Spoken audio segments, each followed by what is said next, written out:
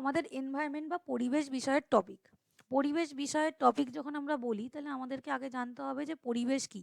তোমরা জানো যে আমাদের আশেপাশের বিভিন্ন রকম জীব জন্তু গাছপালা সব কিছু নিয়ে আমরা পরিবেশ, আমরা সেই ক্লাস 3-4 এই টপিকটা পড়ে এসেছি, পরিবেশ কাকে বলে।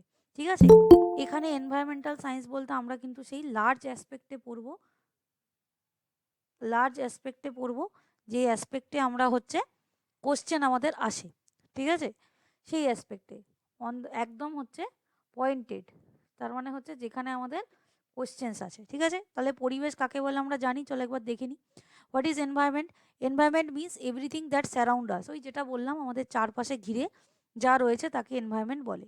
এনভায়রনমেন্টের মধ্যে লিভিং অ্যান্ড নন লিভিং রয়েছে, মানে সজীব এবং হচ্ছে নির্জীব, দুরকম রয়েছে, দুরকম উপাদান রয়েছে। এনভায়রনমেন্টের এফেক্টস হিউম্যান লাইফ, আমাদের এনভায়রনমেন্ট কী করে আমাদের জীবনযাত্রা, গাছপালা, পরিবেশ, পশু পাখি, ক্লাইমেট, এই সব কিছুর ওপরে এনভায়রনমেন্টের প্রভাব রয়েছে, এগুলো আমরা জানি। কম্পোনেন্টস অফ এনভায়রনমেন্ট, এনভায়রনমেন্টের কম্পোনেন্টস কি? দুটো হচ্ছে মেন কম্পোনেন্ট রয়েছে, বায়োটিক অ্যান্ড অ্যাবায়োটিক ফ্যাক্টরস। এটা আমরা ইকোলজি পড়তে গিয়েও পড়েছি। ইকোলজি যখন আমরা আগের দিন পড়েছিলাম, আগের ক্লাসে ইকোলজি পড়তে গিয়েও পড়েছিলাম যে এনভায়রনমেন্টে বায়োটিক অ্যান্ড অ্যাবায়োটিক ফ্যাক্টরস রয়েছে। বায়োটিক ফ্যাক্টরস কারা? বায়োটিক ফ্যাক্টরস আর দোজ যারা হচ্ছে লিভিং, মানে বেঁচে আছে, যেমন প্লান্টস, অ্যানিমাল, আমরা, মাইক্রো অর্গানিজম, ব্যাকটেরিয়া, ফাঙ্গি। ঠিক আছে, এরা এরা হচ্ছে আমাদের বায়োটিক ফ্যাক্টরস। অ্যাবায়োটিক ফ্যাক্টরস যারা হচ্ছে non living, air, water, soil, Sunlight, temperature, এগুলো হচ্ছে আমাদের abiotic factors. This supports life on earth, এদের জন্য কিন্তু পৃথিবীতে আমরা বেঁচে আছি। তাহলে এগুলো কিন্তু সব, এগুলো না থাকলে মানে বায়োটিক অ্যান্ড অ্যাবায়োটিক দুজনের মধ্যে কিন্তু একটা ইনফাইনাইট সম্পর্ক রয়েছে, একজন আরেকজনের জন্য বেঁচে আছে। ঠিক আছে, এটাই হচ্ছে ব্যাপার। ওকে, নেক্সট আসছে হচ্ছে টাইপস অফ এনভায়রনমেন্ট। এনভায়রনমেন্ট কত রকমের হয়? Natural, man-made and social. দেখো, এটা আমরা জানি যে স্বাভাবিকভাবেই যেগুলো হচ্ছে পরিবেশ ন্যাচুরাল, পৃথিবীতে নর্মালভাবে আছে তাকে বলে ন্যাচুরাল এনভায়রনমেন্ট। ম্যানমেড মানে মানুষের তৈরি, সোশ্যাল মানে হচ্ছে সামাজিক জীবন। চলো একবার দেখে নিই। আচ্ছা, ন্যাচুরাল দেখো, ফরেস্ট, বন, রিভার্স, মাউন্টেন্স, ওশানস, ক্লাইমেট, এগুলো হচ্ছে natural, formed without human interference, মানে মানুষ ছাড়া যেগুলো হচ্ছে তৈরি হয়েছে। তোমার এখান থেকে কোনো কোশ্চেন আসে না, তোমাকে এগুলো দিয়ে বলবে ম্যানমেড বলো, নিম্নলিখিত কোনটি একটি মানুষের তৈরি পরিবেশ। আমার দেখা কোশ্চেন পেপারে এই দুটো কোশ্চেন পেপারে পরীক্ষায় এসেছিল, একটা হচ্ছে অ্যাকোয়ারিয়াম, একটা হচ্ছে এগ্রিকালচারাল ফিল্ড। দেখবে এগ্রিকালচারাল ফিল্ডে খুবই সোজা কোশ্চেন, নিম্নলিখিত কোনটি মানুষের তৈরি বা ম্যানমেড এনভায়রনমেন্টের উদাহরণ। তখন কি বলবে? দেখো, অ্যাকোয়ারিয়াম যখন আমরা কিনি তখন আমরা ওখানে ওদের মাছেদের বসবাস করার জন্য একটা ইকোসিস্টেম তৈরি করি বা এনভায়রনমেন্ট তৈরি করি, সেখানে হচ্ছে বিভিন্ন গাছ টাছ লাগাই বা বিভিন্ন মাছ এনে রাখি। ঠিক আছে, এগুলো আমরা করি। এটা কিন্তু আমাদের হিউম্যান মেড, মাছ তো বানাইনি, মাছ তো এখানে থাকার কথা, ওশানসে থাকার কথা, আমরা সেখানে ওকে রেখেছি। আর্টিফিশিয়াল যদি পরীক্ষায় বলে তাহলেও এগুলো হবে। এগ্রিকালচারাল ফিল্ড, এগ্রিকালচারের ধানের যে ধান যখন চাষ করা হয় তলায় জল রেখে ওখানে অনেক সময় মাছ চাষ করা হয়, বা হচ্ছে ধান চাষের জন্য যে আবহাওয়া তৈরি করা হয় সেটাকেও আমরা কিন্তু বলবো ম্যানমেড। ঠিক আছে, ম্যানমেড ইকোসিস্টেম বা ম্যানমেড এনভায়রনমেন্ট বললে এগুলো হবে। ম্যানমেড ইকোসিস্টেম বললেও অ্যাকোয়ারিয়ামের ইকোসিস্টেম হবে। এছাড়া শহর, বাড়িঘর, এগুলো সব ম্যানমেড। এটা দেখো হিউম্যান তৈরি করেছে তাদের প্রয়োজন অনুযায়ী, অ্যাকোয়ারিয়ামের কোনো প্রয়োজন ছিল না, শুধু দেখতে ভালো লাগে বলে বানিয়েছে। ঠিক আছে, আচ্ছা, সোশ্যাল এনভায়রনমেন্ট কি? সোশ্যাল এনভায়রনমেন্টের মধ্যে দেখো স্কুল, কলেজ, এগুলো আমাদের যে সোসাইটি, কালচার, ট্র্যাডিশন, এগুলো হচ্ছে আমাদের সামাজিক পরিবেশ, এগুলো যেগুলো আমাদের বিহেভিয়ার আর লাইফস্টাইলকে ইনফ্লুয়েন্স করে, মানে আমাদের জীবনযাত্রার সাথে আমাদের আচরণগত যা যা আমরা স্কুল, কলেজ তা থেকে শিখি। তো এইগুলো গেল ওভারঅল আমাদের এনভায়রনমেন্ট। ওকে, এগুলো আমি কেন দ্রুত বললাম, কারণ এগুলো আমরা কম বেশি জানি। এখান থেকে যে পার্টটা আসবে আমি বলেছি। এরপর আমাদের মেন পার্ট হচ্ছে পলিউশন। দেখো, এনভায়রনমেন্ট যখন আছে সেখানে পলিউশন আছে। পলিউশন কাকে বলে? পলিউশন হচ্ছে কন্টামিনেশন অফ দ্য এনভায়রনমেন্ট। আমি আরও ভালো ভাষায় যদি বলতে যাই যে এনভায়রনমেন্ট পলিউশন কাকে বলে, মনে রাখবে এই কথাটা, আনডিজায়ারেবল চেঞ্জ। আনডিজায়ারেবল চেঞ্জ তার মানে কি? মানে তোমার ইচ্ছার বিরুদ্ধে যদি কোনো পরিবর্তন করা হয়। আনডিজায়ারেবল চেঞ্জ কোথায় কোথায় হতে পারে? এয়ারে হতে পারে, সয়েলে হতে পারে, ওয়াটারে হতে পারে, আর একটা হতে পারে কোথায়? সাউন্ড নিয়ে। এছাড়াও আরও পলিউশন আছে, কিন্তু আমরা এই চারটেই পড়বো। ঠিক আছে, তাহলে এই হচ্ছে আমাদের পলিউশন। দেখো এখানে চারটে টপিকই বলা আছে। তার মানে কোনো অযাচিত যদি কোনো কিছু হয়। প্রথম আমরা পড়বো হচ্ছে এয়ার পলিউশন। এয়ার পলিউশন কারণগুলো আমি একটা চার্টে দিয়ে দিয়েছি, ঠিক আছে? এয়ার পলিউশনের কারণগুলো আমি একটা চার্টে দিয়েছি। যেমন ধরো এখানে লেখা আছে এগ্রিকালচারাল থেকে, কনস্ট্রাকশন সাইট, ওখানে দেখো লেখা আছে NOx আসে। শিপিং অ্যান্ড হচ্ছে আদার ট্রান্সপোর্ট, সেখান থেকেও মানে ট্রান্সপোর্ট থেকে আসে NOx। ইন্ডাস্ট্রিয়াল প্রসেস, ইন্ডাস্ট্রি থেকে সালফার ডাইঅক্সাইড, নাইট্রোজেনের অক্সাইড আসে। ট্রান্সপোর্ট থেকে আসে সালফার ডাইঅক্সাইড, ঠিক আছে? এনার্জি যেখানে তৈরি হয় সেখান থেকে। তাহলে এইগুলো আমরা জানি যে কি কজে হয়, ঠিক আছে? কজগুলো আমরা জানি। এরপরে যেগুলো আমার লাগবে আমি আরও দেখাচ্ছি ছবি। দেখো এয়ার পলিউশনের কজিং ছোটোবেলায় আমরা করতাম বার্নিং অফ ফায়ার ক্র্যাকার্স, বাজি ফাটানোতে যে ধোঁয়া হয়, স্মোক ফ্রম কার্স, গাড়ি ঘোড়ার ধোঁয়া, ফ্যাক্টরিজ থেকে আসা বার্নিং গার্বেজ, মানে ফসিল ফুয়েলের বার্নিং, এগুলো।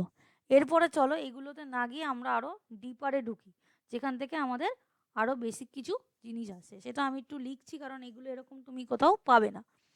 আচ্ছা, প্রথমে আমরা আসি what is pollutant.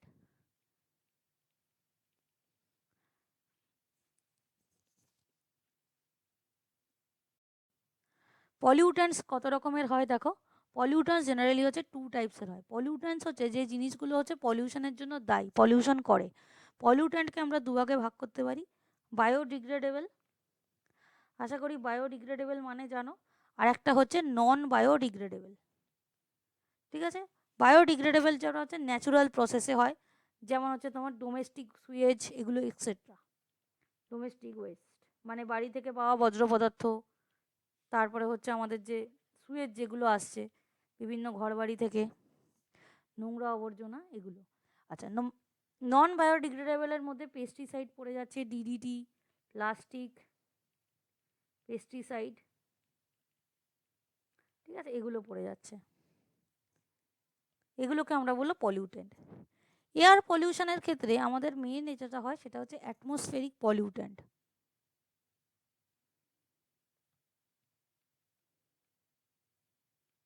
Atmospheric pollutant মানে বাতাসে অবস্থিত ধূলিকণা বা যেগুলো আমাদের হচ্ছে ক্ষতি করে।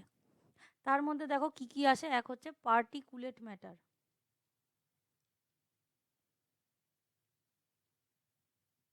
পার্টিকুলেট ম্যাটার মানে হচ্ছে বাতাসে ভাসমান ধূলিকণা। তারপরে আছে হচ্ছে oxides, oxides of carbon,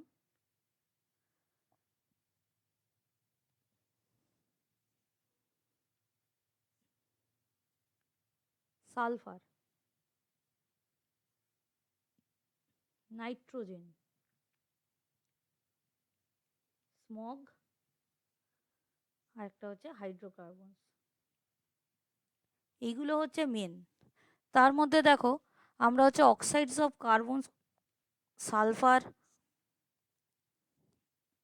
nitrogen, এগুলো কোথায় পাই? অক্সাইডস অফ কার্বনস যেগুলো আমরা পাই সেগুলো হচ্ছে অটোমোবাইলস থেকে। সালফার আর নাইট্রোজেন পাই হচ্ছে আমরা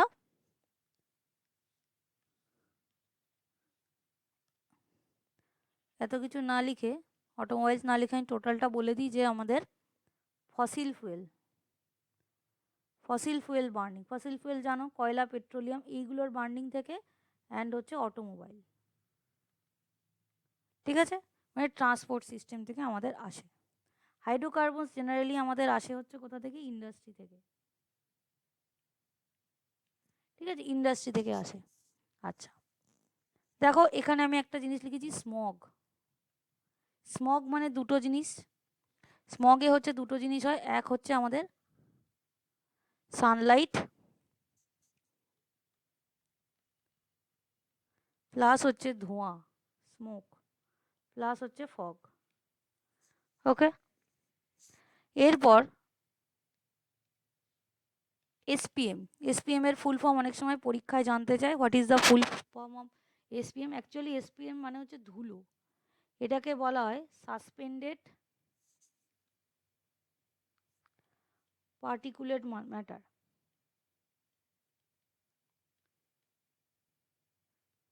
বাতাসে ভাসমান ধূলিকণা, ঠিক আছে? আসে কোথা থেকে? বলা হয় স্যান্ড বার্স্টিং থেকে আসে, বা হচ্ছে এরকম বলা হয় যে they are not too large and do not mix in water. এরা কিন্তু জলের সাথে মেশে না, এসপিএম যেগুলো, ঠিক আছে, সাসপেন্ডেড পার্টিকুলেট ম্যাটার। এরপরে আমাদের আরও কিছু, এগুলো আমরা এখনো অ্যাটমসফেরিক যে পলিউট্যান্ট তার মধ্যেই পড়ছি। এরপরে আসছে আমাদের প্যান। প্যানেরও ফুল ফর্ম পরীক্ষায় জানতে চায়, পার অক্সি অ্যাসিটাইল নাইট্রেট। পার অক্সি অ্যাসিটাইল নাইট্রেট, পিবিএনও আছে। পিবিএন হচ্ছে পার অক্সি বেনজোয়েল নাইট্রেট, আমি এখানে কমা দিলাম, ঠিক আছে। তো এইগুলো ছাড়াও আমাদের আরও কি রয়েছে, আমাদের রয়েছে হচ্ছে হেভি মেটালস, ভারী ধাতু কিছু কিছু রয়েছে, যেমন হচ্ছে পারদ, নিকেল, ক্যাডমিয়াম, লোহা, ঠিক আছে, এগুলো আমাদের হচ্ছে থাকতে পারে। এছাড়া আর কি রয়েছে অ্যাটমসফিয়ারের মধ্যে, স্মোক, স্প্রে, বিভিন্ন রকমের রঙের কারখানা ইত্যাদিতে স্প্রে করা হয়, ফিউম, ধোঁয়া। ফিউম যেটা রয়েছে সেটা মোস্টলি হচ্ছে মেটালের অক্সাইড,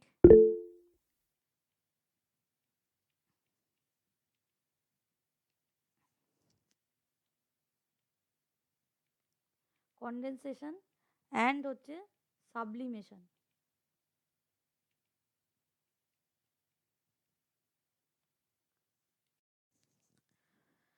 আচ্ছা, এইগুলো তো দেখো, এগুলো আমাদের হচ্ছে মেন এয়ার পলিউট্যান্ট। কিন্তু অনেক সময় দেখো এয়ার পলিউট্যান্টের মধ্যে প্রাইমারি অ্যান্ড সেকেন্ডারি পলিউট্যান্ট হিসাবে থাকে। প্রাইমারি অ্যান্ড সেকেন্ডারি পলিউট্যান্ট হিসাবে যদি ভাগ করি, তাহলে এরমভাবে ভাগ করছি, এ পাশে লিখছি হচ্ছে প্রাইমারি, যারা হচ্ছে প্রাথমিকভাবে করে, আর একটা হচ্ছে সেকেন্ডারি। সেকেন্ডারি বেশিরভাগই মানুষের তৈরি প্লাস হচ্ছে ইন্ডাস্ট্রি থেকে আসে। প্রাইমারির মধ্যে দেখো পড়ছে হচ্ছে এসওএক্স। কেন এক্স লিখলাম? সালফারের বিভিন্ন অক্সাইড, নাইট্রোজেনের বিভিন্ন অক্সাইড, ঠিক আছে। এখানে আমাদের আসছে হচ্ছে, দেখো এখানে আমাদের হচ্ছে আসবে কারা,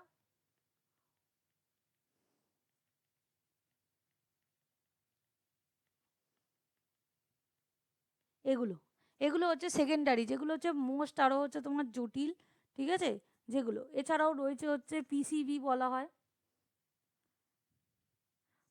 এগুলো হচ্ছে তোমার হচ্ছে বিভিন্ন রকমের ইন্ডাস্ট্রি থেকে আমরা পাই পিসিবি। পিসিবির ফুল ফর্ম হচ্ছে পলি ক্লোরিনেটেড বাইফিনাইলস। এগুলো হচ্ছে ইন্ডাস্ট্রিয়াল কার্সিনোজেন, মানে ইন্ডাস্ট্রি থেকে পাওয়া, সবই ইন্ডাস্ট্রিগুলো ছড়ায়। এই যে কলকারখানার ধোঁয়া, যে ধোঁয়া ধোঁয়া প্রচুর দেখতে পাচ্ছে, ঠিক আছে, ইন্ডাস্ট্রি থেকে আসে হচ্ছে কার্সিনোজেন। কার্সিনোজেন, কার্সিনোজেন মানে কি, যারা হচ্ছে ক্যান্সার কজিং, ক্যান্সার করে, ঠিক আছে, ক্যান্সার কজিং, ক্যান্সার কজিংকে আমরা বলবো হচ্ছে কার্সিনোজেন।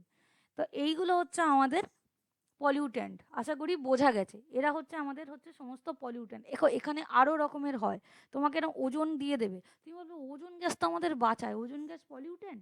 অ্যাকচুয়ালি ওজন গ্যাসের পরিমাণ যদি ইনক্রিজ হয়ে যায়, তখন অবশ্যই তারা পলিউট্যান্ট হয়ে যাবে, ঠিক আছে। একটা লেভেল অবধি ঠিক আছে, কিন্তু একটা লেভেলের বেশি হয়ে গেলে কিন্তু কোনোটাই ঠিক না। আচ্ছা, এরপরে আমরা এফেক্টসে আসি। এফেক্টসের মধ্যে দেখো, আমরা যে মানুষের শ্বাসঘটিত কারণ, সেটা একটা ছবি দিয়েছি এফেক্টসে। এখানে হচ্ছে এয়ার পলিউশনের জন্য বিভিন্ন রকমের হতে পারে, লাং ডিসঅর্ডার হতে পারে, হার্টের প্রবলেম হতে পারে, পেটের সমস্যা, এন্ডোক্রাইন সমস্যা, ব্রেনের সমস্যা, বাচ্চাদের ভ্রূণগত সমস্যা হতে পারে, বিভিন্ন রকমের পালমোনারি, বিশেষ করে লাং ক্যান্সার বেড়ে যেতে পারে। এইগুলোতে আর যাচ্ছি না, এগুলো তোমরা জানো। গ্লোবাল মর্টালিটি মানে মানুষের মরণ, রোগ বেড়াতে, ইমিউনিটি সিস্টেম হতে পারে, বেশি ক্যান্সার হতে পারে। হ্যাঁ, এগুলো তো আমাদের কারণ আছেই। আমাদের যেগুলো মেন ফোকাস এরিয়া, সেগুলো হচ্ছে একটা দেখো আমাদের যেটা দুটো, এক হচ্ছে তোমার অত্যধিক পরিমাণে যদি আমাদের যেখানে আমরা ধরো রান্না করা হয়, যে কার্বন মনোঅক্সাইড যদি বেশি হয়ে যায়, increase level of carbon monoxide কী করে আমাদের, যেটা শরীরে কী করে না, আমাদের শরীরে হিমোগ্লোবিন রয়েছে, ঠিক আছে, আমাদের হিমোগ্লোবিন রয়েছে। হিমোগ্লোবিন অক্সিজেনের সাথে বাইন্ড না করে কার্বন ডাই অক্সাইডের সাথে, মানে কার্বন মনোক্সাইডের সাথে বাইন্ড করে দেবে। কার্বন মনোক্সাইডের সঙ্গে বাইন্ড করে দিলে কার্বক্সি হিমোগ্লোবিন করবে।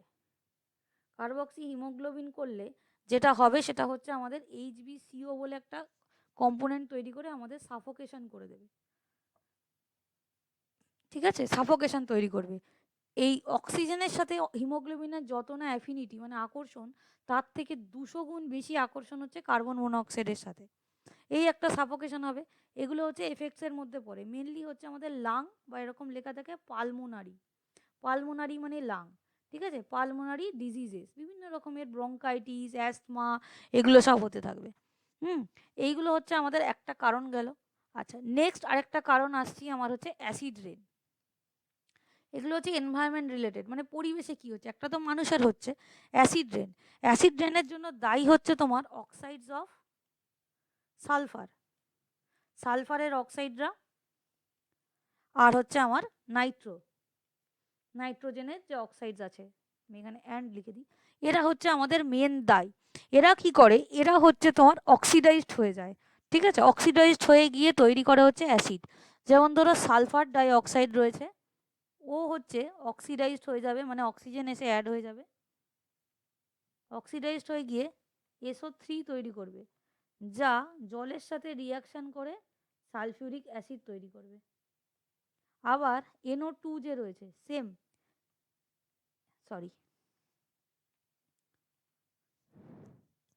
ও কি করবে, নাইট্রোজেন ডাই অক্সাইড তৈরি করবে, তারপর হচ্ছে H2O করবে, করে এখানে করবে হচ্ছে নাইট্রিক অ্যাসিড HNO3। ঠিক আছে? তাহলে তোমাকে যদি বলা হয় what are the main acid in acid rain, তাহলে একটা হচ্ছে সালফিউরিক অ্যাসিড, একটা হচ্ছে নাইট্রিক অ্যাসিড। ওকে, এরপরে আমরা আসছি বহু প্রচলিত এবং আমাদের জানা, সেটা হচ্ছে কি গ্রিন হাউস। আগে বলি গ্রিন হাউস কি। গ্রিন হাউস হচ্ছে শীত প্রধান দেশে এক ধরনের কাঁচের বাড়ি করা হয়, ঠিক আছে? দেখো, শীত প্রধান দেশে একটা হচ্ছে কাঁচের বাড়ি করা হয়। এই কাঁচের বাড়ি মেনলি হচ্ছে কাজ কি, ভেতরের প্রচণ্ড ঠান্ডা পড়ে তখন হচ্ছে সবজি টবজি চাষ হওয়ার সমস্যা হয়ে যায়। ওর কাজ হচ্ছে যে হিটটাকে এখানে আটকে রাখা এবং রেখে এখানে হচ্ছে সারা বছর সবজি চাষ করা। এটা হচ্ছে গ্রিন হাউস যাকে বলা হয়। এই সেম গ্রিন হাউসের কাজ যেটা করে আমাদের, সেটা হচ্ছে CO2। CO2 হচ্ছে মেন গ্রিন হাউস গ্যাস। পরীক্ষায় অনেক অপশান দেবে, CO2কে আগে লিখবে, ঠিক আছে? অনেক অপশান আছে, অনেক গ্রিন হাউস গ্যাস আছে, কিন্তু 1 নম্বরে হচ্ছে CO2। অনেকগুলো দিয়ে বলবে এদের মধ্যে কোনটা মেন, সবসময় CO2কে দাগ দেবে। ওর কাজ হচ্ছে টেম্পারেচারকে ট্র্যাপ করা বা হচ্ছে তোমার ইনক্রিজ করা। এবার দেখো, পৃথিবীতে কি আগে CO2 ছিল না? হ্যাঁ ছিল। এত যানবাহন, এত ফসিল ফুয়েল বার্নিং, এত কিছু করার আগেও পৃথিবীতে কিন্তু তোমার হচ্ছে ছিল হচ্ছে আমাদের CO2 পরিমাণ কম ছিল। এই CO2 পরিমাণ যেটুকু ছিল, প্রাণী উদ্ভিদ এরাই হচ্ছে বিভিন্নভাবে আদান প্রদান করে ছিল। এবার CO2 যেহেতু হচ্ছে তোমার হিটটাকে ট্র্যাপ করে, তাহলে ও কি করে, সূর্য থেকে আসা যে আলোক রশ্মি বা যে হিট আসে, যে তাপ আসে, সেটাকে হচ্ছে ও কি করে, ক্যাপচার করে, পুরোটা ফেরত যেতে দেয় না। ফেরত যেতে দেয় না বলে ভেতরে কিছুটা স্টোর হয়ে যায়, তাই জন্য পৃথিবীর একটা গড় তাপমাত্রা মেনটেন হয়, ঠিক আছে? এর প্রবলেম হচ্ছে আমরা সেটার পরিমাণ বাড়িয়ে দিয়েছি। এখন আমাদের যেই পরিমাণ বাড়িয়ে দিয়েছি, বাড়িয়ে দেওয়ার ফলে হচ্ছে CO2-র পরিমাণ আস্তে আস্তে বাড়ছে, তাই ও বেশি বেশি করে হিট ট্র্যাপ করছে। এই বেশি বেশি করে হিট ট্র্যাপ করার জন্য যেটা হচ্ছে, সেটা হচ্ছে গ্রিন হাউস এফেক্ট হচ্ছে, ঠিক আছে? Green house effect. এমনি গ্রিন হাউস ব্যাপারটা খুবই ভালো জিনিস, কিন্তু গ্রিন হাউস এফেক্ট কিন্তু ভালো না, যেটা হচ্ছে নেচারে হচ্ছে। মেন গ্রিন হাউস গ্যাস হচ্ছে CO2, এছাড়াও আছে ধরো মিথেন, তারপর হচ্ছে CFC, তারপরে হচ্ছে নাইট্রোজেনের অক্সাইড, তারপরে হচ্ছে ওজোন, ঠিক আছে? জলীয় বাষ্পও হবে। ওকে, আচ্ছা, গ্রিন হাউস এফেক্টে তার মানে মেন কি, মেন হচ্ছে তোমার ও কি করে না, হিটটাকে ট্র্যাপ করে। তার জন্য হচ্ছে পৃথিবীর যে গড় উষ্ণতা, অ্যাভারেজ টেম্পারেচার, সেই অ্যাভারেজ টেম্পারেচার বেড়ে যাচ্ছে, ইনক্রিজ করছে।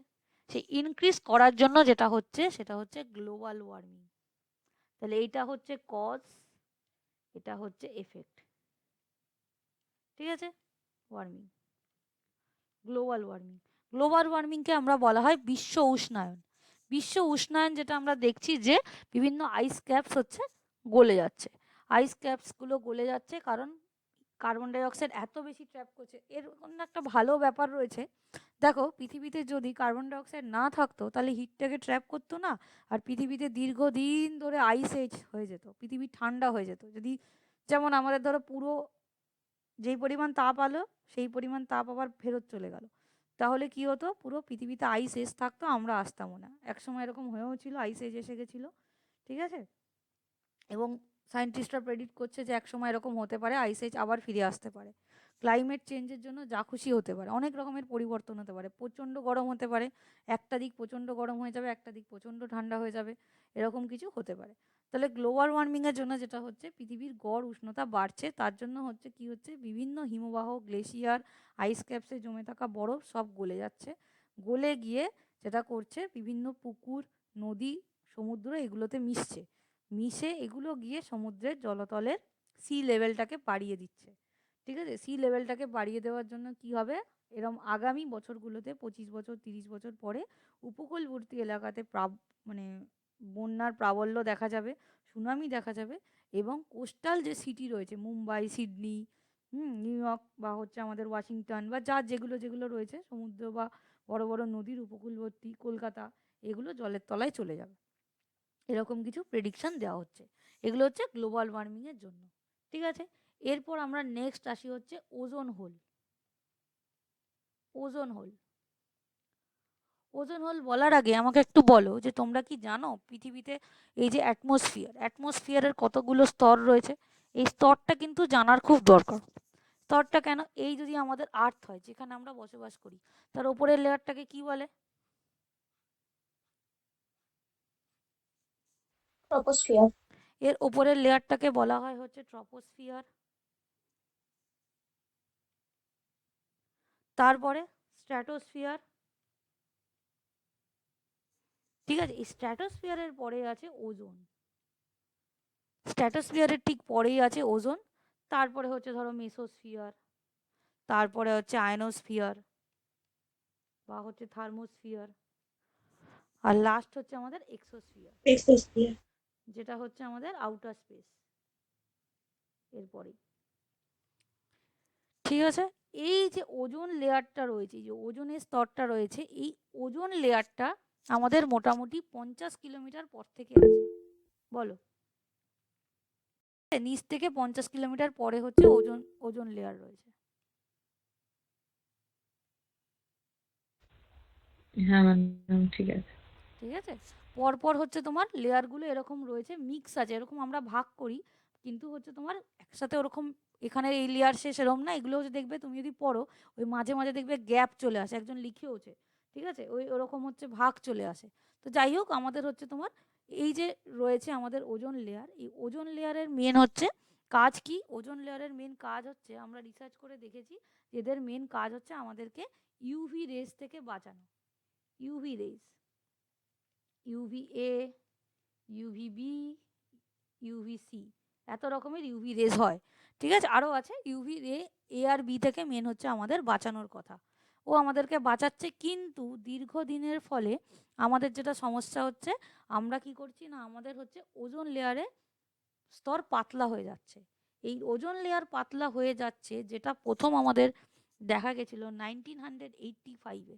সায়েন্টিস্টের নাম পরীক্ষায় আসে, তোমরা ফারম্যান বলে জানবেই, ডক্টর জে.সি. ফারম্যান, ঠিক আছে।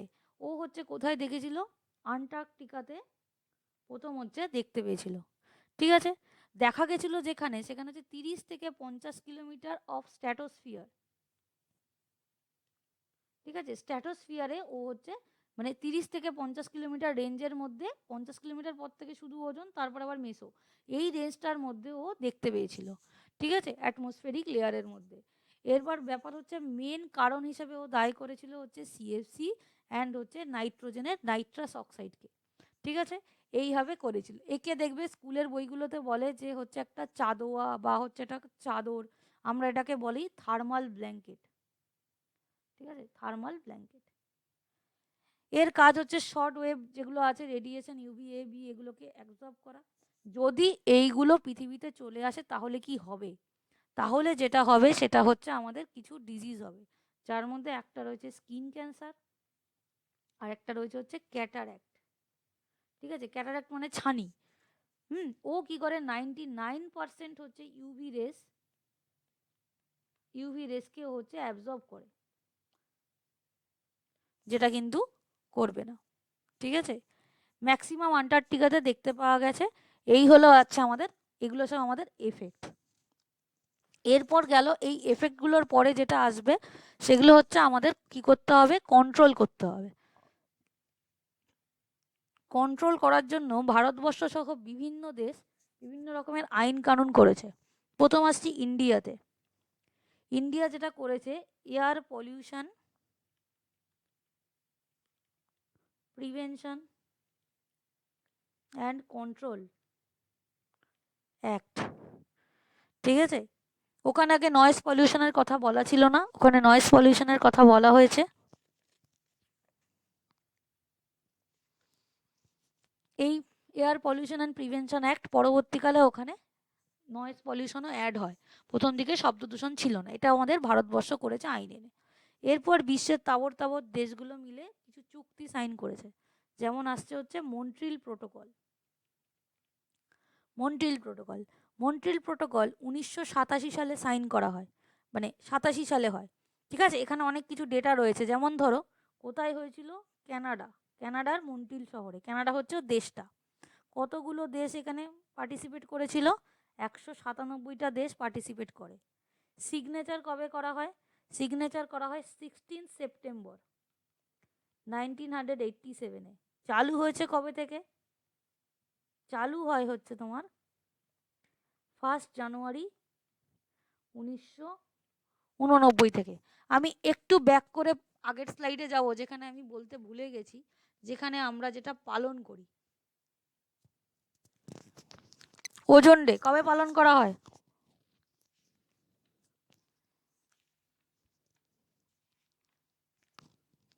দেখো এই যে এরকম করে মনে রাখবে, মন্ট্রিল প্রোটোকল কবে সাইন করা হয়েছে, 16 সেপ্টেম্বর। ওজন চলে যায়, ওজন ডে হচ্ছে 16 সেপ্টেম্বর। ঠিক আছে, এটাকে বলা হয় ওয়ার্ল্ড ওজোন ডে। এই দিনকে পালন করা হয় 16 সেপ্টেম্বরে। তার মানে কি, তার মানে মন্ট্রিল প্রোটোকলের টপিক কি ছিল, অবশ্যই এটা ছিল বিষয়। মন্ট্রিল প্রোটোকলের বিষয় কি ছিল, তার মানে এখানে ছিল ওই ওজনকে বাঁচানো।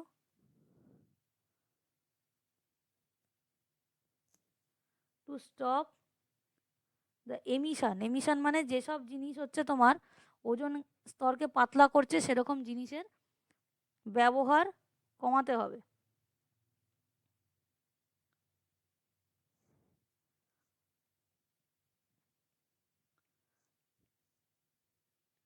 To stop the emission of ওজন ডিপ্লিটিং সাবস্টেন্সেস, ওজন স্তরের পক্ষে ক্ষতিকর বস্তুর উৎপাদন ও ব্যবহার ধীরে ধীরে বন্ধ করা। এটা ছিল হচ্ছে মন্ট্রিল প্রোটোকলের চুক্তি। ঠিক আছে, নেক্সট। এরপর আমরা আসবো হচ্ছে কিয়োটো প্রোটোকল।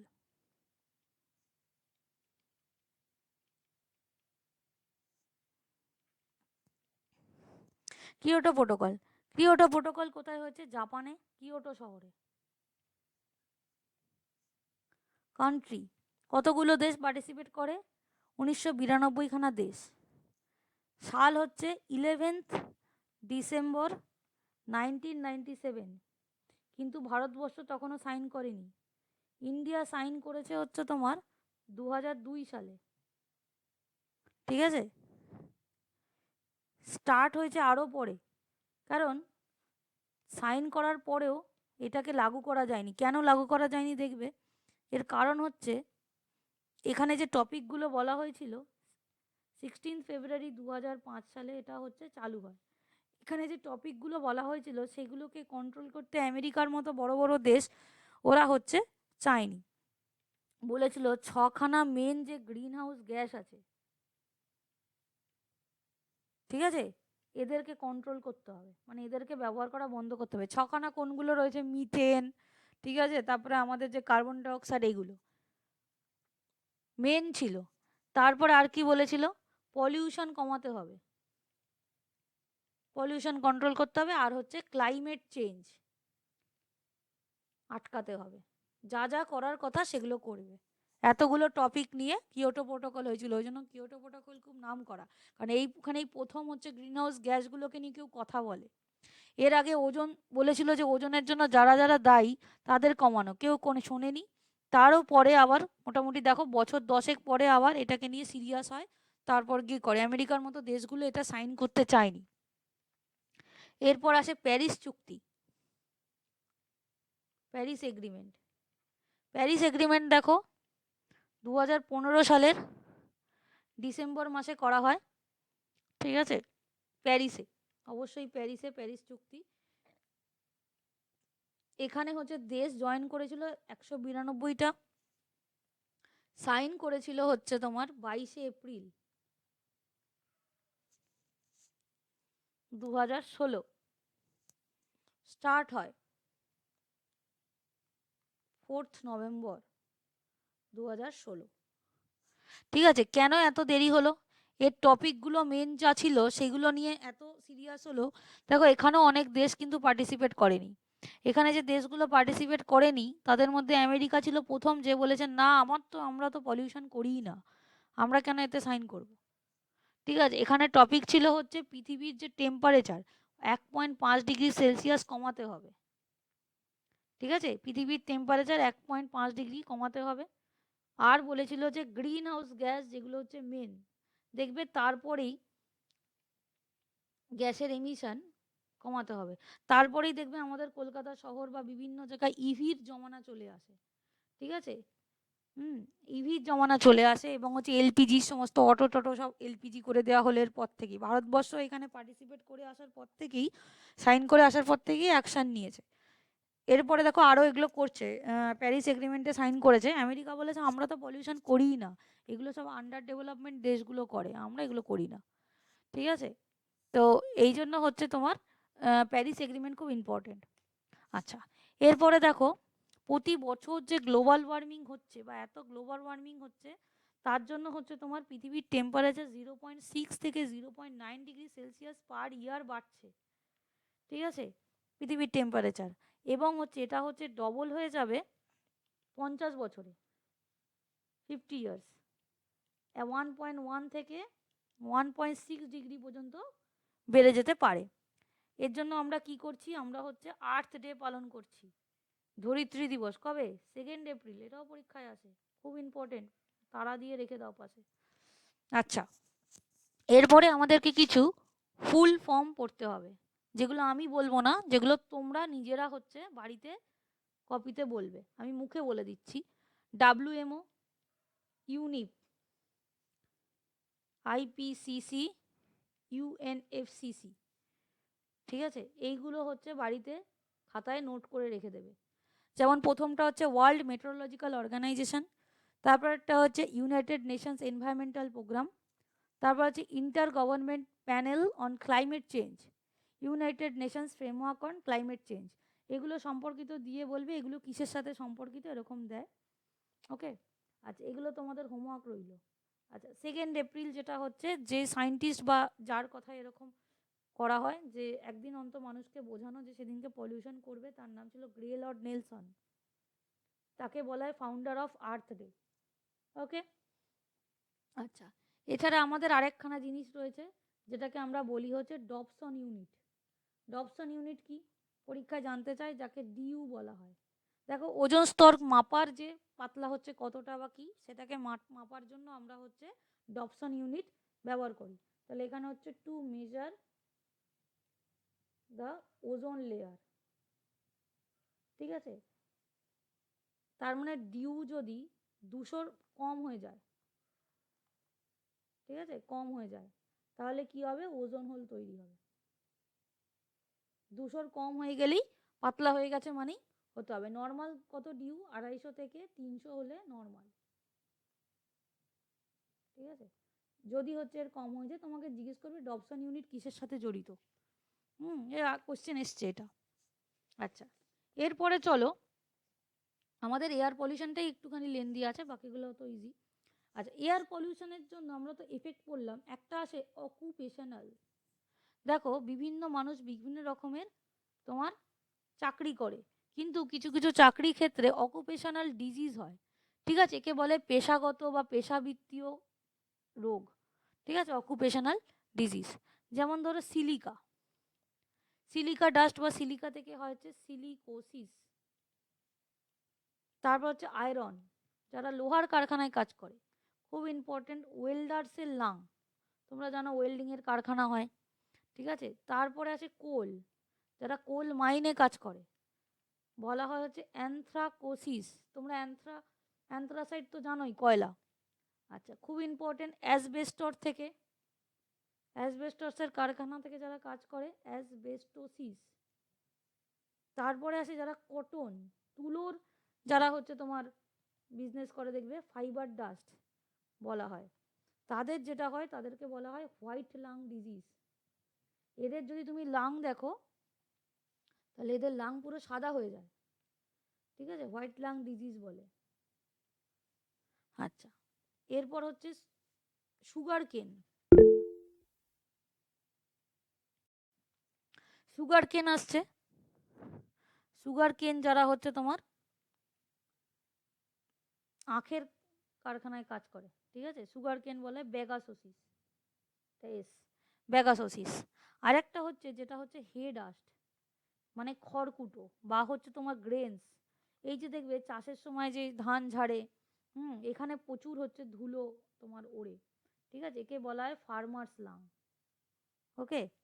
আচ্ছা, তারপর আছে উল, উলেনের যে কারখানা রয়েছে তাকে বলে হচ্ছে শর্টার্স ডিজিজ। এগুলো মনে রাখতে হবে, এই কটা। ওকে। আচ্ছা, এরপরে নেক্সট পার্টে আসি। যেমন ধরো স্মগ, স্মগ আমরা পড়েছি যে ধুলোর সাথে, মানে ধোঁয়াশা যাকে বলে, ডাস্ট প্লাস ফগ, এটুকু তো আমরা পড়লাম, ডাস্ট প্লাস ফগ। কখন দেখতে পাওয়া যায়? এখন দেখতে পাওয়া যাবে, মেনলি হচ্ছে আর্লি উইন্টার মর্নিংয়ে, যখন প্রথম প্রথম হচ্ছে ঠান্ডা পড়ে, উইন্টার মর্নিংয়ে। এখানে হচ্ছে নাম করা হচ্ছে লন্ডন স্মগ। একটু দেখে নেবে কেন লন্ডন স্মগ হচ্ছে বিখ্যাত, খুব ইম্পর্টেন্ট। হ্যাঁ, লন্ডন স্মগ, লন্ডনে কত সালে এটা পড়ে এটা একটু দেখে নেবে, লন্ডনে কত সালে পড়ে। খুব ইম্পর্টেন্ট লন্ডন স্মগ। আশা করি তোমরা এই মিগ গ্যাসের ঘটনাটা জানো, মিথাইল আইসোসায়ানেট, 1984, ভোপাল, ঠিক আছে, ভোপাল দুর্ঘটনা। আচ্ছা, এরপরেও আর কিছু জিনিস দেখতে হবে, সেটা হচ্ছে এলপিজি আর হচ্ছে সিএনজি, এদের হচ্ছে মেন কম্পোনেন্ট কি, মেন কম্পোনেন্ট কি? সিএনজি গ্যাস জানো, এদের মেন কম্পোনেন্ট কি, এটা পরীক্ষায় আসে, ঠিক আছে, আমি একটু ভালো করে লিখে দিই, এদের মেন কম্পোনেন্টস কি, এটা তোমাদেরকে কোশ্চেন দেওয়া রইলো, তোমরা এটার অ্যান্সার করবে, ঠিক আছে। লন্ডন স্মোক কত সালে হয়েছিল, কি হয়েছিল, এটা এটা তোমরা জানো, মিথাইল আইসোসায়ানাইড, 1984, ভোপাল দুর্ঘটনা। ওকে। দেখো এখানে এই এনভায়রনমেন্টাল এফেক্টগুলো দেওয়া আছে, environmental pollution, climate change, global warming, health problem, এগুলো হতে পারে, আমরা জানি। নেক্সট আমরা ওয়াটার পলিউশনে আসছি। দেখো, জলদূষণ, জলদূষণের মেন কারণ কি? মেন কারণ হচ্ছে একটা হতে পারে সমুদ্রের মধ্যে যে জাহাজ যায়, সেই জাহাজগুলো তেল নিয়ে যায়, জলের মধ্যে তেল পড়ে গেল, ঠিক আছে, সেখানে হয় অয়েল স্পিল। সেপটিক ট্যাঙ্কের ময়লা জলগুলো নদীতে ফেলা হচ্ছে, ঠিক আছে। অ্যানিমাল ডাং, গরু, ছাগল বা হচ্ছে মোষ বা বড় বড় যে হাতি, এদেরকে স্নান করানো হচ্ছে, সব তাদের যে নোংরা জিনিসগুলো আছে সেগুলোকে সব জলে পুকুরে ফেলা হচ্ছে। এক্সটেন্সিভ ফার্মিং, প্রচণ্ড পরিমাণে ফার্মিং করা হচ্ছে, ঠিক আছে, এগ্রিকালচারাল ফিল্ডে ফার্মিং করা হচ্ছে। ফার্মিং করার জন্য কি হচ্ছে না, তোমার প্রচণ্ড পরিমাণে পেস্টিসাইডস যেগুলো রয়েছে, হ্যাঁ, সেগুলো গিয়ে জলের মধ্যে মিশছে। পেস্টিসাইডস এত পরিমাণে ইউজ করা হয়, ইনসেকটিসাইডস, এগুলো হচ্ছে মিশছে জলের মধ্যে। পেস্টিসাইড হচ্ছে ওয়াটার টেবিল, ওয়াটারের টেবিল কি, ওয়াটার টেবিল মানে হচ্ছে গ্রাউন্ড ওয়াটার লেভেলকে দূষিত করে দিচ্ছে। এই যে এগ্রিকালচারাল ফিল্ডে যে মানে পেস্টিসাইড, ইনসেকটিসাইডসগুলো দিচ্ছে, সেগুলো আস্তে আস্তে আস্তে আস্তে চুয়ে চুয়ে চুয়ে চুয়ে গ্রাউন্ড ওয়াটার লেভেল অবধি চলে যাচ্ছে। ইন্ডাস্ট্রিয়াল ওয়েস্ট রয়েছে, হাউস হোল্ড ওয়েস্ট রয়েছে, তারপরে হচ্ছে নোংরা জল, বিভিন্ন জায়গায় নিউক্লিয়ার ওয়েস্ট রয়েছে, যেগুলো জলেই ফেলা হয়। আমেরিকার মতো দেশ প্রশান্ত মহাসাগরের তলায় তোমার হচ্ছে একদম গভীরে গর্ত খুঁড়ে ওখানে হচ্ছে সমস্ত নিউক্লিয়ার ওয়েস্ট রাখে। তাহলে এগুলো হচ্ছে মেন কারণ। ইন্ডাস্ট্রি ওয়েস্ট আমাদের একটা নদীকেই গায়েব করে দিয়েছে, বিদ্যাধরী নদী ছিল একটা, তাতে এত ময়লা ফেলেছে যে নদী এখন বুঝে গিয়ে এখন সে নদীর অস্তিত্বই নেই, ঠিক আছে। তো এত বেশি পরিমাণে ওয়াটার পলিউশন করা হচ্ছে, ওয়াটার অ্যানিমাল তো প্রচুর মারা যাচ্ছেই, তার সাথে হচ্ছে প্রচণ্ড পরিমাণে অ্যাকোয়াটিক প্লান্টস, উদ্ভিদও মারা যাচ্ছে। ঠিক আছে, এগুলো তোমরা জানো ওয়াটার পলিউশনের কারণ, এগুলো নিয়ে আর বেশি বলছি না। আমার যেগুলো লাগবে সেগুলোতে আমি আসি। প্রথমে আসি হচ্ছে সোর্সেস। দেখো সোর্সেস দুটো হতে পারে। এক, ওয়াটার পলিউশনে যারা আসে তারা হচ্ছে মাইক্রো অর্গানিজমস। ঠিক আছে, মাইক্রো অর্গানিজমস কারা, কোথা থেকে আসে? দেখো সুয়েজ, আমাদের যে যত সেপটিক ট্যাঙ্ক আছে বাড়ির, ডোমেস্টিক বা যাই বলো, এই এই যে জায়গা থেকে যে নোংরাগুলো আসছে। আর একটা হচ্ছে অর্গানিক ওয়েস্ট। অর্গানিক ওয়েস্টগুলো কোথা থেকে আসে? অ্যানিমাল থেকে আসে, যত সবার পটি, অ্যানিমাল ওয়েস্ট। আরেকটা হতে পারে হেভি মেটালস। হেভি মেটালস এক জায়গা থেকে আসতে পারে ইন্ডাস্ট্রি, বেশি আসে রঙের কারখানা, ঠিক আছে, কেমিক্যাল ফ্যাক্টরি, এগুলো থেকে। ইন্ডাস্ট্রিজ, আমি এখানে লিখলাম কেমিক্যাল ফ্যাক্টরিজ, এইগুলোতে প্রচুর হেভি মেটালস নিয়ে কাজও হয়। আচ্ছা, রেডিও অ্যাক্টিভ এলিমেন্ট কোথা থেকে আসবে? রেডিও অ্যাক্টিভ এলিমেন্টস মাইনিংয়ে ইউজ করা হয়, ঠিক আছে, ইন্ডাস্ট্রিতে। প্রাইমারি কজ যদি বলা হয়, তাহলে প্রাইমারি কজ হচ্ছে আমাদের বিভিন্ন রকমের ওয়েস্টেজ। কোনগুলো হচ্ছে? সেগুলো হচ্ছে আমি এখানে বলতে পারি প্রাইমারি কজের মধ্যে হচ্ছে তোমার, দেখো জল দূষণে মাইক্রো অর্গানিজম বা এই যে এগুলো খাওয়ার জলকে দূষিত করে, ঠিক আছে, কিন্তু মেন যেগুলো করছে দূষিত, সেখানে আমরা বলবো ইন্ডাস্ট্রি, ঠিক আছে, ইন্ডাস্ট্রি ওয়েস্ট, সুয়েজ, এগুলো হচ্ছে আমাদের মেন। আর যদি সেকেন্ডারি বলা হয়, সেকেন্ডারিগুলো না অনেক দিন থেকে যায়। প্লাস্টিক, মেন হচ্ছে প্লাস্টিক, তারপরে হচ্ছে মেটালস, তারপরে হচ্ছে আমাদের পেস্টিসাইড, ফার্টিলাইজার, এক্সেট্রা। তো এইগুলো হচ্ছে আমাদের মেন। তাহলে এর জন্য কি হতে পারে? এর জন্য যেটা হবে সেটা হচ্ছে আমাদের ফ্লাড হতে পারে, বন্যা, সুনামি, ওকে, এগুলো হতে পারে। এত কিছু তো আমরা যাচ্ছি না। আমরা দেখছি যে বিশ্বের ইতিহাসে কি কি বড় বড় জিনিস হয়েছে, ঠিক আছে। প্রথম আসছে হচ্ছে আমাদের মিনামাটা রোগ, মিনামাটা ডিজিজ। মিনামাটা ডিজিজ কোথায় হয়? মিনামাটা ডিজিজ হয়েছে কিসের জন্য? মিনামাটা হচ্ছে জাপানের একটা নদী আছে, নাম হচ্ছে মিনামাটা বে। কাকে বে বলে তোমরা নিশ্চয়ই জানো, যেমন আমাদের বে অফ বেঙ্গল রয়েছে, জানো নিশ্চয়ই যে তিন দিকে যদি স্থল থাকে, মাঝখানে জল থাকে, তখন তাকে বে বলা হয়, ঠিক আছে। বে, বে অ্যাকচুয়ালি মানে হচ্ছে খাড়ি। জাপানের মিনামাটা বে হচ্ছে নদী, নদী বলবো না, ওই আমাদের যে বঙ্গোপসাগরের মতো ওরকম। মিনামাটা বেতে যে রয়েছে সেখানকার মাছ খেয়েছিল, ঠিক আছে, 1953 সাল থেকে 1955 সাল। সেই জলের মধ্যে যেটা ফেলেছিল সেটা হচ্ছে মার্কারি, পারদ, ঠিক আছে। মার্কারি পলিউশনের জন্য হয়। কী করে পরীক্ষায় মনে রাখবে? মিনামাটা এম দিয়ে শুরু, মার্কারি এম দিয়ে শুরু, ভুলবে না, ঠিক আছে। এর জন্য যেটা হয়েছিল মিনামাটা রোগ, যেটা লোকের কি কি সিমটম দেখা গেছিল, এক হচ্ছে তোমার মাসেলের সমস্যা, মাসেল হচ্ছে উইক হয়ে গেছিল,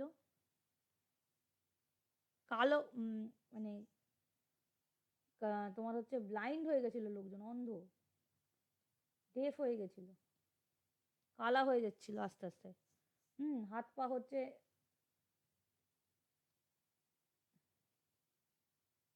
সেন্স চলে গেছিল। এইগুলো হচ্ছে রোগ দেখা গেছিল মিনামাটা দূষণের জন্য। নেক্সট আসছে হচ্ছে ক্যাডমিয়ামের জন্য, যাকে আমরা বলবো হচ্ছে ইটাই ইটাই। ইটাই ইটাই আর একটা নাম আছে আউচ আউচ, নাম শুনেই মনে রাখবে। দেখো আউচ আউচ মানে কি, একটা জায়গাতেই ব্যথা হতে পারে হাড়ে, ঠিক আছে, একমাত্র এদিক থেকে এদিকে ঘুরলে জয়েন্টস পেন, এগুলো দেখা গেছিলো।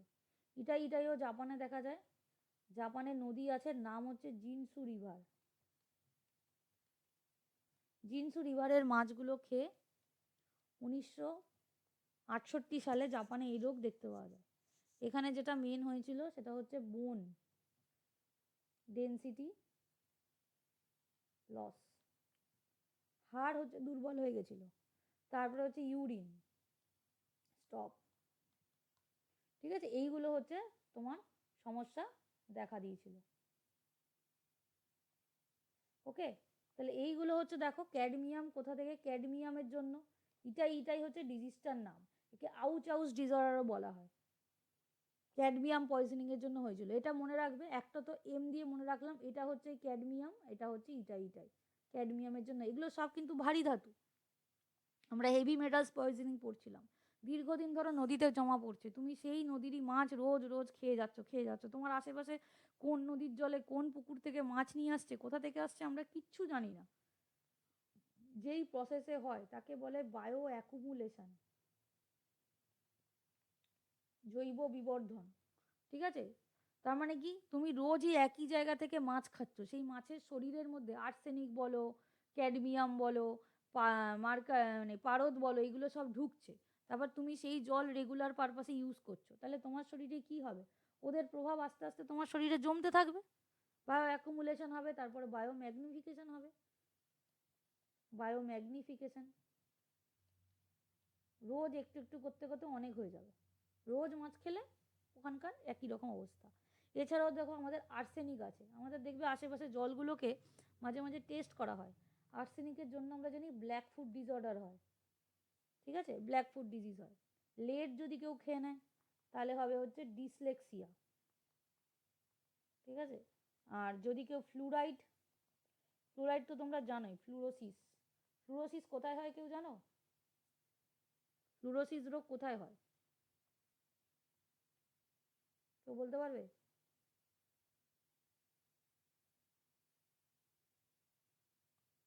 ফ্লুরোসিস রোগ দাঁতে হয়,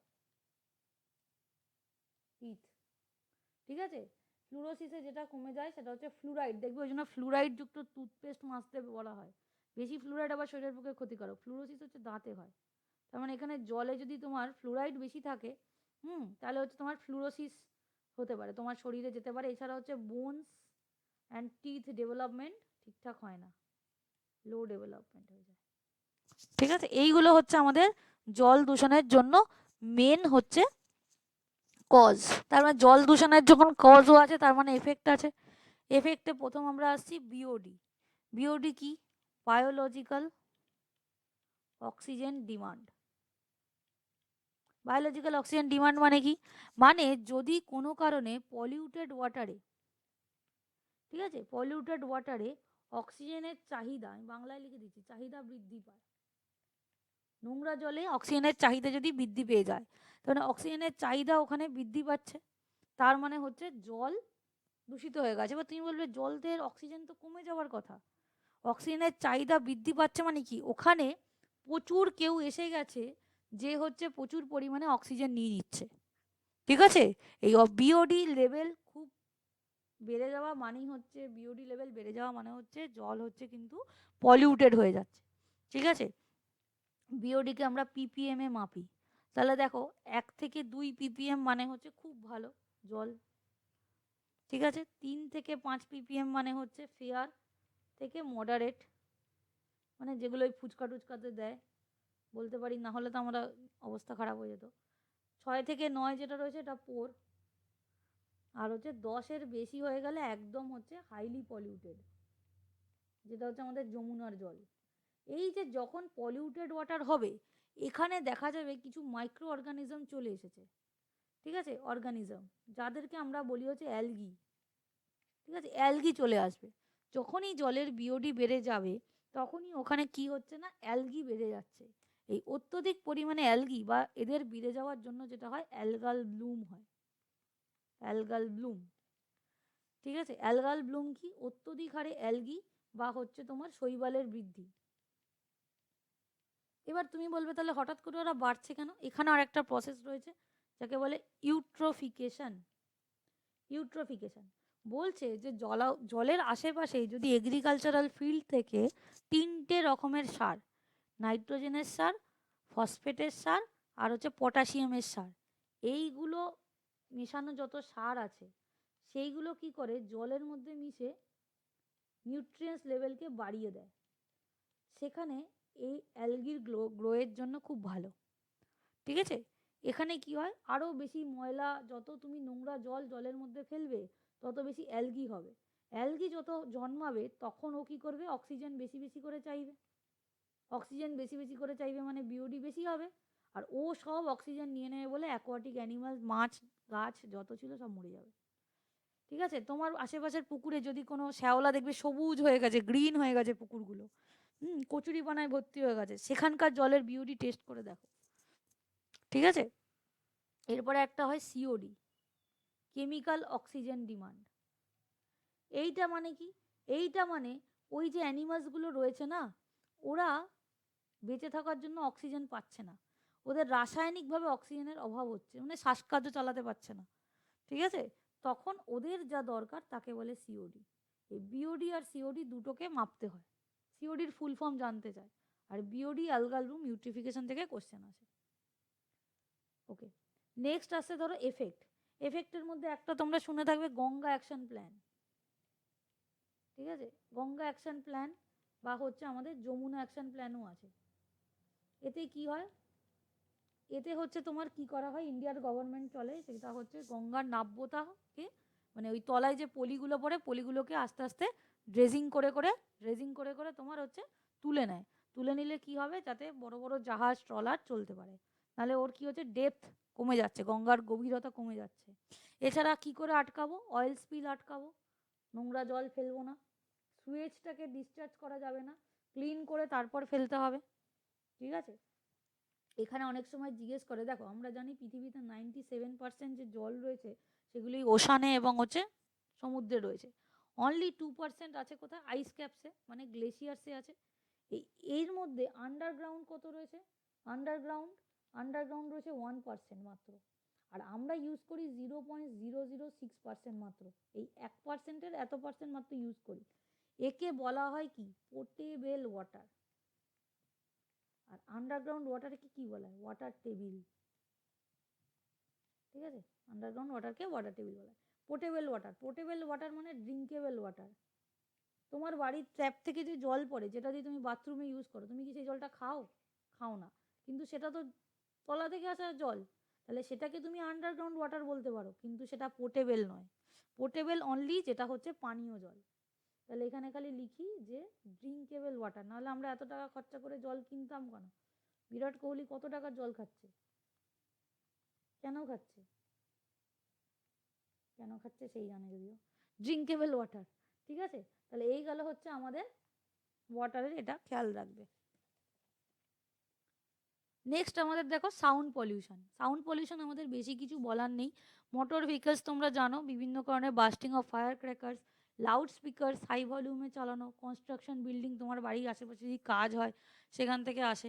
আচ্ছা, টিভি যদি বেশি চালানো হয়, হ্যান্ড মিক্সচারেও আওয়াজ হয়, সাউন্ড, হেলিকপ্টার্স, এগুলো হচ্ছে আমাদের মেনলি হচ্ছে সাউন্ড পলিউশনের কজ। সাউন্ড পলিউশনের জন্য আমাদের যেটা খেয়াল রাখতে হবে, যে সাউন্ড পলিউশন মানে মেনই হচ্ছে মানে মোস্টলি আসে হচ্ছে লাউড স্পিকার থেকে, আর ট্রান্সপোর্ট যত হচ্ছে সেখান থেকে। আমরা যেটা মাপি সেটা হচ্ছে কি লাউডনেস মাপি, কি দিয়ে মাপি, ডেসিবেল এরম করে লেখা হয়, ডিবি। আরেকটা যেটা হচ্ছে আমাদের জানতে হবে, ফ্রিকোয়েন্সি কি। ফ্রিকোয়েন্সি মানে কি, ফ্রিকোয়েন্সি মানে হচ্ছে তোমার নাম্বার অফ ভাইব্রেশন, যাকে আমরা কম্পাঙ্ক বলি, ভাইব্রেশন পার সেকেন্ড। ওকে, এটাকে আমরা কি দিয়ে বোঝাই, হার্টজ দিয়ে। হার্টজের ফর্মুলা এরকম ভাবে লিখি। আচ্ছা, দেখো এইটা হচ্ছে আমাদের কি কম্পাঙ্ক, আর এটা হচ্ছে কি আমাদের তীব্রতা। এটা তীব্রতা, এটা কম্পাঙ্ক। বাংলাতে যদি আসে কখনো খেয়াল রাখবে, আমি লিখেই দিই, তীব্রতা, এটা হচ্ছে কম্পাঙ্ক। কম্পাঙ্কের একক জানতে চায়। ঠিক আছে, এটা হচ্ছে ডেসিবেল, এটা হচ্ছে হার্টজ। এবার দেখো আমরা জানি যে আমাদের মানুষের হচ্ছে 20 হার্টজ থেকে 20,000 হার্টজ পর্যন্ত শব্দ হচ্ছে আমরা শুনতে পারি, তাকে একে আমরা কি বলবো, অডিবল সাউন্ড বলবো। ঠিক আছে, লেস দ্যান 20,000 হার্টজ, এটাকে আমরা কি বলবো, ইনফ্রা। গ্রেটার দ্যান 20,000, বলো, আগের স্লাইড বলো। ম্যাম ওই যে স্লাইডে লেখা ছিল এর আগেরটা। এটা হ্যাঁ হ্যাঁ, এটা ঠিক আছে ম্যাম, থ্যাংক ইউ। ওকে, দেখো এখানে এটা হচ্ছে কি, তার মানে আমরা হচ্ছে 20,000 হার্টসের ওপরে সাউন্ডকে আমরা শুনতে পারি না, তাহলে এইটা হচ্ছে আমাদের অডিবল সাউন্ডের রেঞ্জ, এটা হচ্ছে ইনফ্রা, এটা হচ্ছে আলট্রা। ঠিক আছে, এই হচ্ছে আমাদের শব্দ শোনার হচ্ছে ফ্রিকোয়েন্সি, এগুলো সব ফ্রিকোয়েন্সিতে লিখেছি। ঠিক আছে, এবার আসি হচ্ছে শব্দ দূষণে। আমাদের হু কত বলে গেছে যে কত শুনতে পারবে, হু এর বলে যাওয়া হচ্ছে, এটা পরীক্ষায় আছে, প্রাইমারি টেট জাতীয় এই পরীক্ষাতে আসে। ঠিক আছে, 65 ডেসিবেল হচ্ছে হু নির্ধারিত। 80 ডেসিবেলের ওপরে যদি কেউ চালায় সঙ্গে সঙ্গে সেটা কিন্তু হয়ে যায় পলিউশন। এই যে ডিজে বাজাচ্ছে, গান বাজাচ্ছে, এগুলো তার মানে এগুলো হচ্ছে আমাদের পলিউশনের কারণ।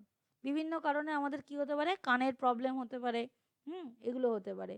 আর যদি আমরা প্রচুর সাউন্ড বাজাতে থাকি, যেমন ধরো এখন অরিজিৎ সিং গান গাইছে, রক কনসার্ট করছে, এখন 110 ডেসিবেল হয়ে যাবে হচ্ছে রক কনসার্টের তোমার হচ্ছে সাউন্ড।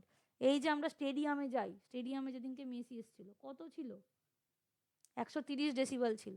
ঠিক আছে, ফাইটার জেট 150 ডেসিবেল, মানে এগুলো হচ্ছে প্রচণ্ড পরিমাণে আমাদের কানের ক্ষতি করতে পারে। ঘড়ি, তোমার হাতে যে ঘড়ি চলে টিক টিক করে, ঘরে ঘরে দেখবে মাঝে মাঝে মাঝে মাঝে প্রচুর জোরে মনে হয় যে আওয়াজ হচ্ছে, মশা কানের কাছে করছে। মশা কিন্তু হচ্ছে, এটা হচ্ছে হাত ঘড়ি 10 ডেসিবেল, আমরা অত বুঝি না যে ঘড়িতে চলছে। 20 ডেসিবেল মশা খুব কাছে আসলে আমরা শুনতে পাই ওই জন্য। এইগুলো হচ্ছে আমাদের কি না সাউন্ডের রেঞ্জ। আচ্ছা, সাউন্ড পলিউশন কমানোর জন্য আমরা কি করতে পারি, সাউন্ড পলিউশন কমানোর জন্য আমরা যেটা করতে পারি সেটা হচ্ছে কি করতে পারি, দেখো বিভিন্ন জায়গাটা লিখছি না, বিভিন্ন জায়গায় আমরা কি করতে পারি, যে লুব্রিকেটার ইউজ করতে পারি, তারপরে সাউন্ড প্রুফ জিনিস ইউজ করতে পারি। ঠিক আছে, ইন্ডাস্ট্রির এলাকা থেকে দূরে গিয়ে বাড়িঘর বানাতে পারি, বিভিন্ন বিদেশের দেশগুলিতে এরকম আছে যে দূরে গিয়ে বাড়িঘর বানানো হচ্ছে। আচ্ছা, আর আমাদের সাউন্ড পলিউশন কিছু নেই, বাকি তোমরা জানো। এরপর আমাদের হচ্ছে সয়েল পলিউশন। সয়েল পলিউশনই আমাদের লাস্ট। এখানে দেখো সোর্সেস আছে। সোর্সেস কি, সোর্সেসের মধ্যে মেন যেটা সয়েল পলিউশন করে সেটা হচ্ছে পেস্টিসাইড, যেগুলো এগ্রিকালচারাল ফিল্ডে ইউজ করা হয়। ঠিক আছে, কেমিক্যাল ফার্টিলাইজার্স দেওয়া হয়। এছাড়া বলেছে নাইট্রোজেনাস ওয়েস্ট ফার্টিলাইজার যেগুলো রয়েছে, প্লাস্টিক, এগুলো সব মাটিতে ফেলা হচ্ছে। ঠিক আছে, যদি বলা হয় আরও কী কী আছে দেখো, এছাড়া হচ্ছে তোমার হসপিটালের, এখানেও যদি প্রাইমারি ভাগ করি, প্রাইমারি যেগুলো নোংরা করে সেগুলো হচ্ছে তোমার হসপিটালের ওয়েস্ট,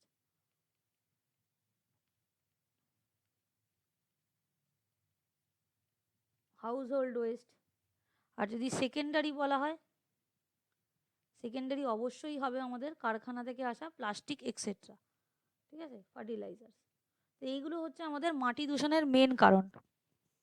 আরেকটা কারণ যেগুলো রয়েছে হচ্ছে আমাদের কি, দেখো মাটিকে ক্ষয় করিয়ে দিচ্ছি আমরা করে পশুচারণ করে, তাকে কি বলা হয়, গ্রেজিং। ঠিক আছে, পশুচারণ করে, পশুচারণকে আমাদেরকে কমাতে হবে, যেখানে সেখানে গরু মোষ ছেড়ে দিলে হবে না, প্রপার ফরেস্ট ম্যানেজমেন্ট করতে হবে, ইন্ডাস্ট্রিকে ঠিকঠাক করতে হবে, ওয়েস্ট করতে হবে, ওয়েস্ট একটা আলাদা জায়গায় ডিসপোজাল করতে হবে, সেগুলো আমি আর লিখছি না, ডিসপোজাল অফ ওয়েস্ট, তোমরা জানো এগুলো। আমার যেটা লাগবে হচ্ছে আমাদের 4R। ঠিক আছে, 4R করতে হবে কি, প্রথম হচ্ছে তোমাকে রিফিউজ করতে হবে। ঠিক আছে, তারপরে কি করবে, রিডিউস কমানো, তারপর হচ্ছে রিইউজ, আর লাস্ট হচ্ছে রিসাইকেল। মুখস্থ করে ফেলবে এটা। ঠিক আছে, প্রথমে তোমাকে যদি কেউ বলে যে প্লাস্টিক নেবেন, তুমি বলবে নেব না, রিফিউজ করবে। তুমি রিফিউজ করা বা 10 জন রিফিউজ করলে লোকটা কি করবে, প্লাস্টিক আনা কমিয়ে দেবে, তাহলে হয়ে গেল রিডিউস।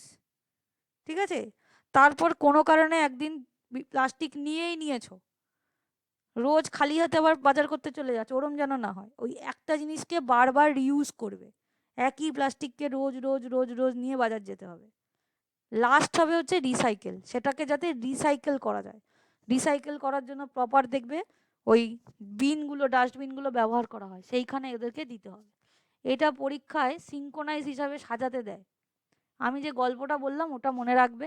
প্রথম হচ্ছে সবজিওয়ালাকে বলবে আমি নেব না, তুমি এবং তোমার বন্ধু বান্ধব প্রতিবেশী যদি রোজ বলে নেব না, তাহলে লোকটা কি করবে, ওটাকে কমাবে, আনবে না, রিডিউস করবে।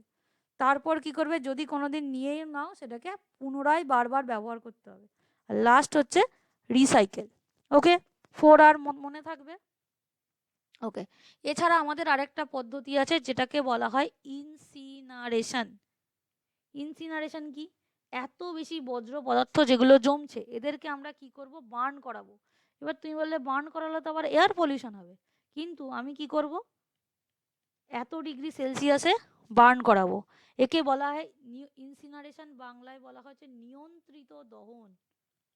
ঠিক আছে, নিয়ন্ত্রিত দহন বলা হয়, বা একে এক ধরনের থার্মাল ট্রিটমেন্ট বলা হয়। এর থেকে যেই তোমার গ্যাসটা বেরোবে তাকে আবার ট্রিটমেন্ট করে, মানে পরিশুদ্ধ করে বাতাসে মেশানো হবে। ঠিক আছে, আরেকটা পদ্ধতি রয়েছে পাইরোলাইসিস। দেখো আমরা জানি অক্সিজেনের প্রেজেন্সে আমরা বার্ন করব, বার্ন করার পরে কি হবে, সেখানে অক্সাইড তৈরি হবে। ঠিক আছে, এখানে অক্সিজেনকে দেবই না, অ্যাবসেন্ট অফ O2। এখানে হাই টেম্পারেচারে 100-150 ডিগ্রি সেলসিয়াসকে আমরা কি করব, ইউজ করব। ইউজ করলে আমরা এখান থেকে অন্য পদ্ধতিতে, যেই পদ্ধতিকে বলা হয় জৈব বজ্র পদার্থের তাপ রাসায়নিক বিয়োজন, ওকে, এই পদ্ধতিতে আমরা যদি ওকে বার্ন করাই তাহলে হবে কি, কোনো অক্সাইড তৈরি হবে না, তারপরে একে আমরা পিওর ভাবে হচ্ছে আলাদা করতে পারি। ওকে,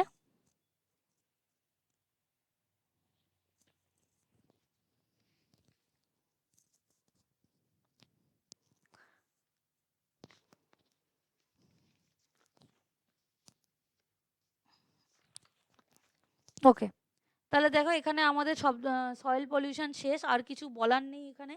আমি কয়েকটা জিনিস ওয়াটার পলিউশনের ক্ষেত্রে একটু বলবো। ওয়াটার কনজারভেশনের ক্ষেত্রে ওয়াটার কনজারভেশনের অ্যাক্ট রয়েছে। ঠিক আছে, দেখো ওয়াটার কনজারভেশনে আমাদের মেন হচ্ছে রেন ওয়াটার হারভেস্টিং সিস্টেম, মানে বৃষ্টির জলকে হচ্ছে হারভেস্ট করতে হবে। হ্যাঁ, হারভেস্টিং, এটা একটা রয়েছে।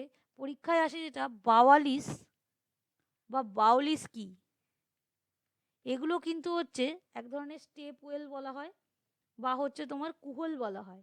এগুলো কি হয়, এগুলো হচ্ছে কিন্তু ওই জমা জলকে স্টোর করার প্রসেস, রাজস্থান গুজরাট এখানে ইউজ করা হয়। ঠিক আছে, এগুলো হচ্ছে তোমার ওই কুয়োর মতো, মানে এগুলোকে স্টেপ ওয়েলস, বাউলিস বাওয়ালিস, এগুলো হচ্ছে জলকে কনজার্ভ করে রাখার পদ্ধতি, রাজস্থান গুজরাটে দেখা যায়। ওয়াটার পলিউশন অ্যাক্ট রয়েছে।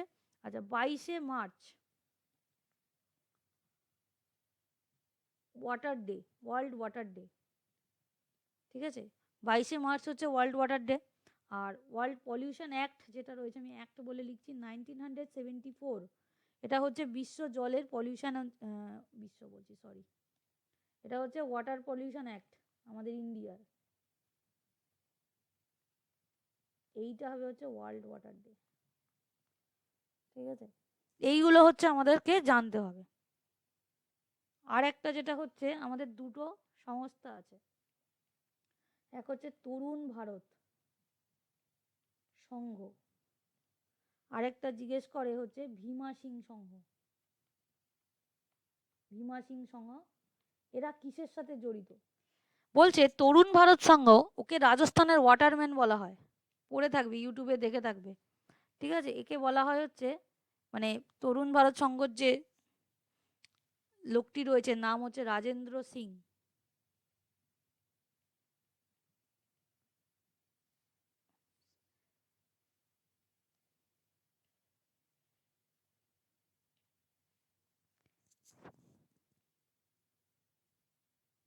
একে বলা হয় ওয়াটারম্যান অফ ইন্ডিয়া। ও কি করেছিল, ও হচ্ছে রাজস্থান, রাজস্থানে দেখে গেছিল, রাজস্থানের সমস্ত যেই জায়গাগুলোতে জলের অসুবিধা, সেখানে ও হচ্ছে এই বিভিন্ন কুয়ো বা এগুলোকে সংগ্রহ, মানে খুঁড়ে খুঁড়ে খুঁড়ে খুঁড়ে জল জমার জন্য ব্যবস্থা করেছিল, পানীয় জলের ব্যবস্থা করেছিল। আর ভীমা সংঘ যেটা রয়েছে এটা হচ্ছে রাজস্থান, আমি লিখে দিই। আর ভীমা সংঘ যেটা কর্ণাটকে, এটা একটা বাচ্চাদের, ওরা কি করেছিল, ওরা হচ্ছে ওয়াটার বডিগুলো, যত ধরো পুরনো পুকুর, লেক যেগুলো পরিত্যক্ত অবস্থায় পড়ে থাকে, ওদেরকে রিপেয়ার করেছিল, করে মানুষের জলকষ্ট দূর করেছিল। এর জন্য এদেরকে ম্যাগসাইসেই পুরস্কার দেওয়া হয়। ঠিক আছে, এই জন্য এই দুটো বললাম, এগুলো খুব ইম্পর্টেন্ট। ম্যাগসাইসে অ্যাওয়ার্ড, ওয়াটার বডিকে রিপেয়ার করার জন্য। ওকে।